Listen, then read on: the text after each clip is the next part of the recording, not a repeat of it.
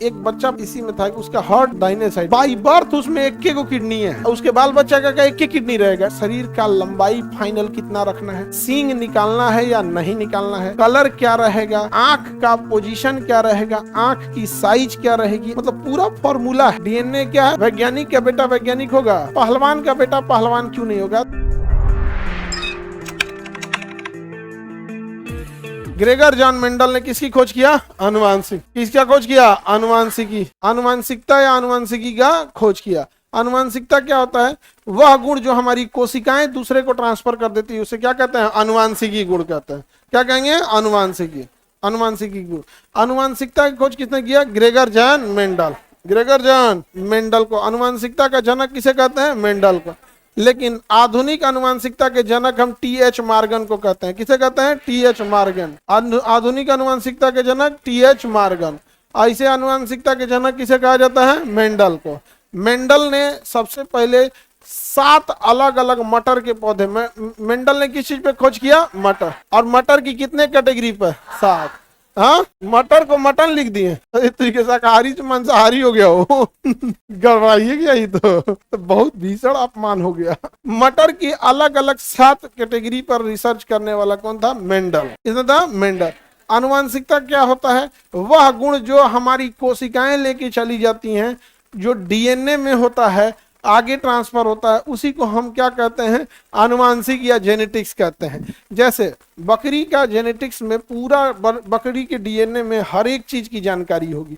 क्या जानकारी होगी कि इसके शरीर का लंबाई फाइनल कितना रखना है, सींग निकालना है या नहीं निकालना है, कलर क्या रहेगा, आंख का पोजीशन क्या रहेगा, आंख की साइज क्या रहेगी, आंख की क्षमता क्या रहेगी, मतलब पूरा फॉर्मूला है। डीएनए क्या है, एक फॉर्मूला है, ब्लूप्रिंट है कि कैसे कैसे कैसे कैसे क्या क्या बने। डीएनए क्या है, फॉर्मूला है, ब्लूप्रिंट है, कौन सा चीज कैसे कैसे बनेगा। समझ आ गया कि नहीं आ गया, आगे बढ़ जाए। फॉर्मूला या क्या चीज है, ब्लूप्रिंट है कि कौन सा चीज कैसे कैसे बनेगा। समझ में आ गया, डीएनए समझ में आ गया। अब आप बताइए, बकरी के डीएनए में पता है कि इसका पूंछ का साइज कितना रखना है। बकरी के पूंछ का साइज घोड़ा के साइज के बराबर हो जाएगा, हाँ, तो छोटा ही रखना है। हाथी के डीएनए को पता है कि इसका दांत बाहर निकालना है कि नहीं निकालना है। हाथी में भी 2 कैटेगरी, एक का दांत निकलता है, एक का दांत नहीं निकलता। समझ में आ गया, सबकी अलग अलग कैटेगरी है। तो जेनेटिक उसे कहते हैं जो डीएनए एक से दूसरे में ट्रांसफर करता है, उसी क्या कहते हैं, जेनेटिक्स कहते हैं। क्या कहेंगे, जेनेटिक्स। अब जैसे पहलवान का बेटा पहलवान क्यों नहीं होगा, तो वो उसके शरीर का इंफॉर्मेशन पहलवानी जाके जिम में किया है और उसके मांसपेशियां फूल के मोटी हो गई हैं, लेकिन वह जानकारी डीएनए में नहीं गया है। तो अगला बच्चा नॉर्मली पैदा होगा, जो जानकारी डीएनए में है वही हो सकता है। वैज्ञानिक का बेटा वैज्ञानिक होगा, वो पढ़ाई लिखाई करके मेमोरी में नॉलेज रख लिया, तो इसका मतलब क्या डीएनए में चल गया, नहीं जाएगा, डीएनए में जाएगा ही नहीं। तो जेनेटिक्स में केवल वही इंफॉर्मेशन जाएगा जो कहाँ हो, डीएनए में। किसमें हो, डीएनए। अब जैसे मान के चले कोई बकलोल है, बुद्धि नहीं है, तो कोई जरूरी है उसका बाल बच्चा भी बकलोले होगा ना, होशियार हो सकता है, कौन होशियार का बाल बच्चा बकलोल हो सकता है, किसी को दिक्कत।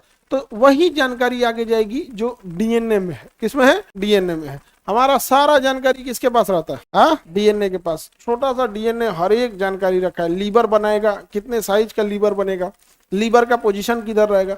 कभी कभी डीएनए में ओवरलैपिंग ऑफ डीएनए में ट्रांसफर हो जाता है। एक बच्चा इसी में था कि उसका हार्ट दाहिने साइड में था, इसी बैच का था। किस बैच का था जी, उसका हार्ट दाहिने साइड में था। यही बैच का था जब हार्ट पढ़ा रहता है कि नहीं, इधर अभी उसका हार्ट लेफ्ट में नहीं था, राइट साइड में हो गया था उसका बनावट वैसे ही है। अब एक आदमी है, उनके बच्चा को थोड़ा सा बीमार पड़ा, तो अल्ट्रासाउंड कराने गए, तो पता चला बाई बर्थ उसमें एक को किडनी है, बीमारी नहीं है, बाई बर्थ एक ही किडनी है उसमें, दूसरा का किडनी नहीं बना है। हाँ, नहीं तो ये क्या, ये जेनेटिक्स में जाएगा, नहीं। और उसके बाल बच्चा का क्या एक ही किडनी रहेगा, नहीं, वो तो बाई बर्थ है, उससे क्या दिक्कत है। मान के चले किसी का एगो हाथ नहीं है, तो क्या बाल बच्चा में भी एगो हाथ नहीं रहेगा, उससे कोई दिक्कत नहीं होगा। नहीं समझ में आ गया, किसी को दिक्कत है तो बोलिए, आगे बढ़ जाए। डीएनए समझ में आ गया।